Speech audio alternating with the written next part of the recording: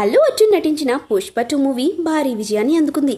కలెక్షన్ల పరంగా box office రికార్డులను బ్రేక్ చేసి అరుదైన రికార్డును తన ఖాతాలో వేసుకుంది. కానీ సంధ్యా థియేటర్ వద్ద జరిగిన తొక్కిసలాట కేసు మాత్రం రోజుకో మలుపు తిరుగుతుంది. ఈ కేసులో హీరో అల్లు అర్జున్ పుష్ప 2 సినిమా నిర్మాతలపై కేసు నమోదైన విషయం తెలిసిందే. ఇప్పటికే అల్లు అర్జున్ అరెస్ట్ అయ్యి మధ్యంతర బెయిల్పై విడుదలైన విషయమూ తెలిసిందే. అయితే తాజాగా ఈ కేసులో ఓ ట్విస్ట్ చోటు చేసుకుంది. సినిమా నిర్మాతలకు భారీ ఊరట లభించింది. అసలు ఏం జరిగిందో ఈ వీడియోలో తెలుసుకుందాం. సంధ్యా థియేటర్ తొక్కిసలాట ఘటనలో ఒక మహిళ మృతి చెందింది. ఆమె కుమారుడు ప్రాణాలతో కొట్టుమిట్టాడుతున్నాడు. గత నెల రోజులుగా శ్రీతేజ్ ఆసుపత్రి బెడ్డుపైనే ఉన్నాడు. ఈ ఘటనపై మృతురాలి బంధువులు కేసు పెట్టడంతో ఈ కేసు కీలకంగా మారింది. అల్లు అర్జున్ కు ముందు చూస్తే గొయ్యి, వెనుక చూస్తే నుయ్యిలాగా మారింది. ప్రతి విషయంలో వ్యతిరేకంగానే ఉంది.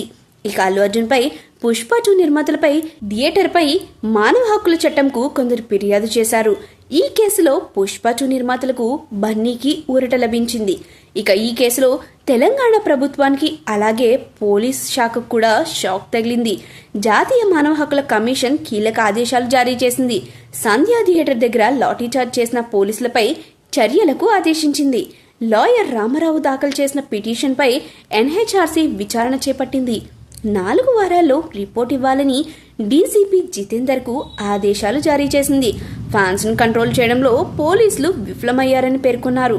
మరోవైపు సంధ్యా థియేటర్ తొక్కిసలాటలో గాయపడిన శ్రీతేజ్ ఆరోగ్య పరిస్థితి మళ్లీ విషమించినట్లు తెలుస్తోంది. గత కొన్ని రోజులుగా ఆ బాలుడు కోలుకుంటున్నట్లు వార్తలు వచ్చినా గత 2 రోజులుగా శ్రీతేజ్ ఆరోగ్యం విషమించిందని ఆక్సిజన్ వెంటిలేటర్లు సపోర్ట్ పై ఉన్నట్టు తెలుస్తుంది. ఇదిలా ఉంటే కేసులో అల్లు అర్జున్ ఎలాంటి పరిణామాలు ఎదుర్కోబోతున్నారు?